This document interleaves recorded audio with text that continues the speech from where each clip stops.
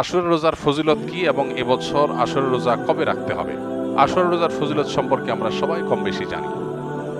নবী করিম সাল্লাল্লাহু আলাইহি সাল্লাম থেকে প্রসিদ্ধ হাদিস রয়েছে, সহিহ মুসলিমে বর্ণিত হয়েছে। আবু কাতাদা রাদিয়াল্লাহু তাআলা বর্ণনা করেছেন যে নবীজি ইরশাদ করেছেন, সিয়ামু ইয়াউমি আশুরা আহতাসিবু আল্লাহি আন ইউকাফিরাস সানাতাল্লাতী ক্বাবলাহ।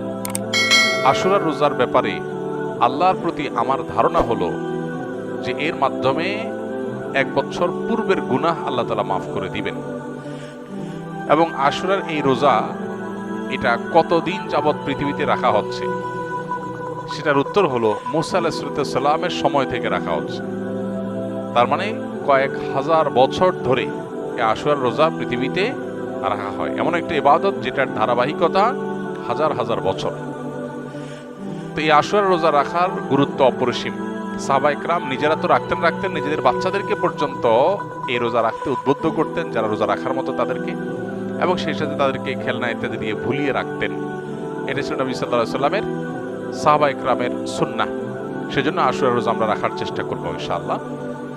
এই বছর আশুরা রোজা আমরা কখন রাখব সেটার উত্তর হলো, আজ বাংলাদেশে এবং এ অঞ্চলে যেহেতু একদিন পরে চাঁদ দেখা যায় মিডল ইস্টের তুলনায়, সো আমাদের এখানে আজ ৮ই মুহররম। ৮ই মুহররম যেহেতু আজকে সন্ধ্যার পর অর্থাৎ শুক্রবার সন্ধ্যার পরই ৯ই মুহররম শুরু হয়ে যাবে। আর আশুরা রোজার মধ্যে সবচেয়ে উত্তম হলো ৯ এবং ১০ই মুহররম রোজা রাখা।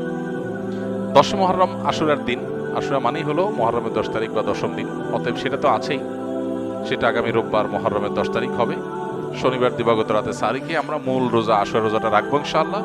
আর সাথে ৯ তারিখকে প্লাস করে রোজা রাখলে সেক্ষেত্রে আজকে দিবাগত রাতে আমাদেরকে সারি খেয়ে আগামীকালকে শনিবার রোজা রাখতে হবে, অর্থাৎ ৯ এবং ১০।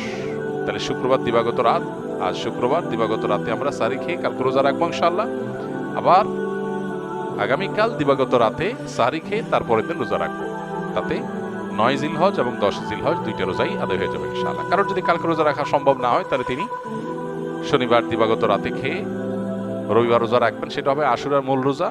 আর রবিবার দিবাগত রাতে সারি খেয়ে সোমবার তিনি রোজা রাখবেন, তাতে হবে আপনার 11 জিলহজের রোজা। আর সোমবার তো সাপ্তাহিক নফল রোজা আছেই, সেক্ষেত্রে আমরা টানা 3টা রাখতে পারি। শুক্রবার দিবাগত রাত, শনিবার দিবাগত রাত, এই দুইটা আশুরা। আর রবিবার দিবাগত রাত হলো কিসের? সোমবারের সাপ্তাহিক নফল রোজা। তাহলে টানা 3টা রোজা হয়ে গেল। আর যদি কেউ একের ভিতরে 2 চান, মানে শর্টকাটে, তাহলে সেক্ষেত্রে শনি আর রবি রাখলে রোববারেরটা ডাবল নিয়ত করতে পারেন। 11ই মুহররম হিসাবে রোজা, আবার সোমবারের রোজা, দুইটা সবই একসাথে পাওয়া যাবে। আর যদি কেউ 3টা রাখেন তাহলে তার সব বেশি, এটা বলার অপেক্ষা রাখে না। অতএব আশুরা রোজাগুলো আমরা রাখার চেষ্টা করবো ইনশাআল্লাহ। এদিন আল্লাহ রাব্বুল আলামিন মুসা আলাইহিস সালামকে বিজয় দিয়েছেন, সত্যের বিজয় দিয়েছেন।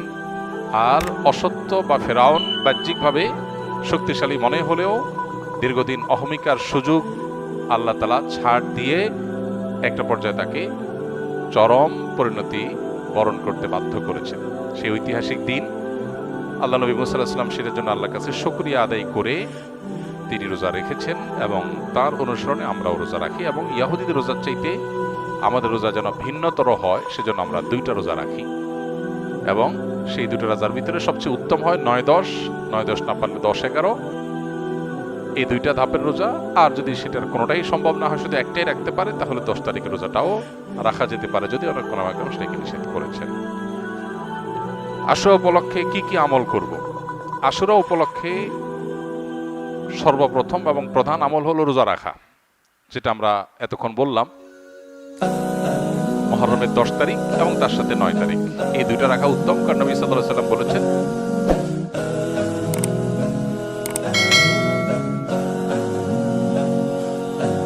রমাদান